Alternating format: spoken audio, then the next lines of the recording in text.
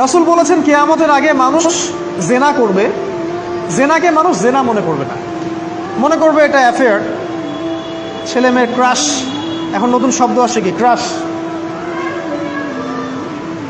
চোখে চোখে কন্ট্যাক্ট হবে, কো এডুকেশনের মাধ্যমে মোবাইল নাম্বার এক্সচেঞ্জ হবে, রাতের বেলা কথা হবে, ফোন হবে, তারপর চা খাবে, কফি খাবে, ঘুরবে, আস্তে আস্তে বেড়ে যাবে, তারপরে ব্রেকআপ হয়ে যাবে। তাদের কাছে সিম্পল, এটা খুব সিম্পল, সিলি ব্যাপার। আর কোরআনের কাছে এটা কি, জিনা। এক কথায় কি, জিনা। জিনায় লিপ্ত থাকা অবস্থায় দোয়া কবুল হয় না, কিন্তু মানুষ যদি এটা থেকে বের হয়ে তওবা করে আল্লাহর জন্যে, তার দোয়া অনেক বড় মানুষের দোয়ার মতো কবুল হয়। ওই 3 বন্ধুর একটা হাদিস আছে না, গুহার মধ্যে চাচাতো বোনকে একা পেয়েও সে ফিরে আসছিল আল্লাহর ভয়ে, আল্লাহ পাক তাকে গুহা থেকে বাঁচায় দিচ্ছেন না?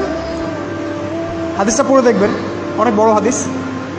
জিনা থেকে দূরে থাকলে হৃদয়ে নূর আসবে। আপনি আমি যদি আমাদের চোখকে এই পর্যায়ে নিয়ে যেতে পারি যে কোনো গায়রে মাহরামের দিকে চোখ পড়লে আমরা নামিয়ে নিচ্ছি, তখন আপনি ফিল করবেন আপনার মনের মধ্যে নূর আসছে।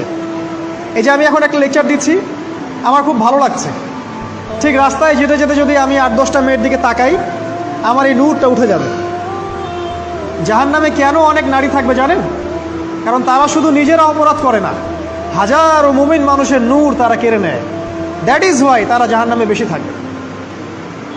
আরেকটা মেজর কারণ হচ্ছে তাদের উদ্ধত মাথা। মেয়েদেরকে বলছি স্পেশালি, হয়তো এই কথাগুলো মেয়েদের কাছেও যাবে। তাদের এই উদ্ধত মাথা আল্লাহর বিধানের সামনে আত্মসমর্পণ করতে চায় না। তাদের এই উদ্ধত মাথাটা আল্লাহর বিধানের সামনে আত্মসমর্পণ করতে চায় না, এ কারণে তারা জাহান্নামে বেশি থাকবে। যে কোনো বিধান আল্লাহ তাদের সামনে বলেন, সব মেয়ের কথা বলছি না, ম্যাক্সিমাম বিভিন্ন যুক্তি তারা দিবে। সামি'না ওয়া আতা'না এই পর্যায়ের না, যুক্তি দিবে। পর্দা করলে কি এখন কেমন করে চাকরি করব, পর্দা করলে কেমন করে পড়াশোনা করা যায়, এখন তো যাইতেই হচ্ছে, কিছু তো করার নাই, বিভিন্ন যুক্তি, হাজারটা যুক্তি তারা দিবে। কে জানি তাদের ব্রেইনটাকে পুরো ওয়াশ করে ফেলছে। রাসূল সাল্লাল্লাহু আলাইহি ওয়াসাল্লাম বলেছেন দাজ্জালের শেষ অনুসারী হবে এক শ্রেণীর নারী। মাশাআল্লাহ, দাজ্জালের শেষ অনুসারী হবে এক শ্রেণীর নারী। তাদেরকে ঘরে ইসলামিক অনুশাসনে রাখার জন্যে বাবা, ভাই, স্বামী শিকল দিয়ে বেঁধে রাখবে, তারপরেও তারা শিকল ছেড়ে বের হয়ে যাবে, আটকাতে পারবেন না, because of their mind is brainwashed. এ কারণে দেখা যায় তাদেরকে যখন কোনো বিধানের কথা আপনি বলবেন, তাদের এই উদ্ধত মাথাটা আল্লাহর বিধানের সামনে অবনত হতে চায় না, বিভিন্ন যুক্তিতর্ক তারা দেয়। এই কারণেই তাদের সংখ্যাটা জাহান্নামে বেশি হবে। আরও কারণ আছে, রাসূল বলেছেন সারা জীবন তাদের জন্য করবেন। স্পেশালি তাদের উদ্দেশ্য করে বলছি যাদের অ্যাফেয়ার আছে। যতই করেন, যত কিছুই করেন না কেন, আপনি যদি তাকে ভোগ বিলাস এবং পার্থিব সুখ শান্তি দিতে না পারেন, সে আপনাকে চিনবে না এক সময়। আপনি যদি আমাদের কথা বিশ্বাস না করেন, লিখে রাখতে পারেন। আর এমনিতে লিগ্যাল বৈবাহিক সম্পর্কেও সারা জীবন অনেক কিছু করবেন, হঠাৎ একদিন কোনো একটা কারণে ঝগড়া লেগে গেছে, তখন দেখবেন সে বলে বসবে সারা জীবন তোমার কাছে কিছুই পেলাম।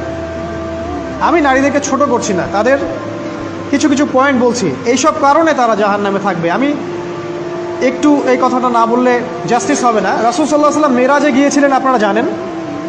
তিনি মেরাজের রাতে অনেক অলৌকিক জিনিস দেখেছেন, নবীদের সাথে সাক্ষাৎ করেছেন, ইভেন আল্লাহর সাথে কথা বলেছেন, আল্লাহর নূর দেখেছেন।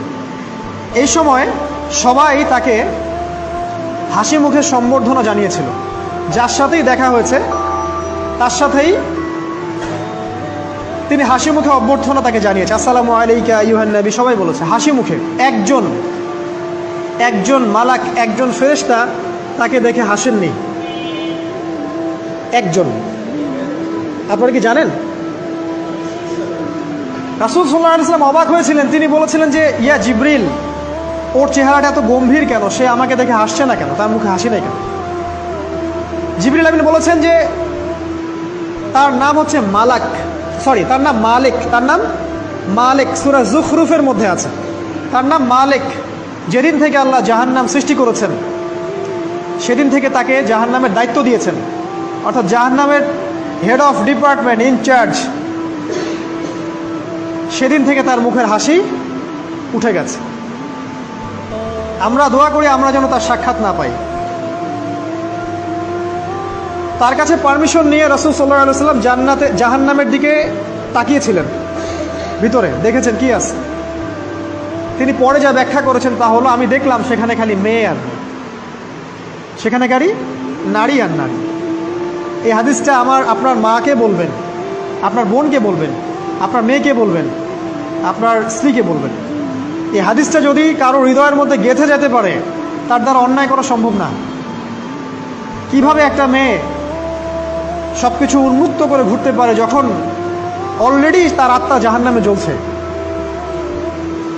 অলরেডি, কারণ ভবিষ্যৎ তো আল্লাহ জানেন। যেমন ওমর রাদিয়াল্লাহু আনহু এর ঘর জান্নাতে আছে, রাসূল সেটা দেখে আসেন নাই? এসে ওমর ইবনুল খাত্তাবকে বলেছেন না যে আমি দেখে আসছি তোমার ঘর, আমি ঢুকিনি তোমার ঘরে তোমার আত্মসম্মানের কারণে। তার মানে তিনি পৃথিবীতে বিচরণ করছেন, ঘর তো জান্নাতে অলরেডি তৈরি হয়ে আছে। মেয়েরা দিব্যি ঘুরছে এভাবে, এবং তারা মোটেও সচেতন নয় তাদের ঘর হয়তো বা জাহান্নামে রেডি।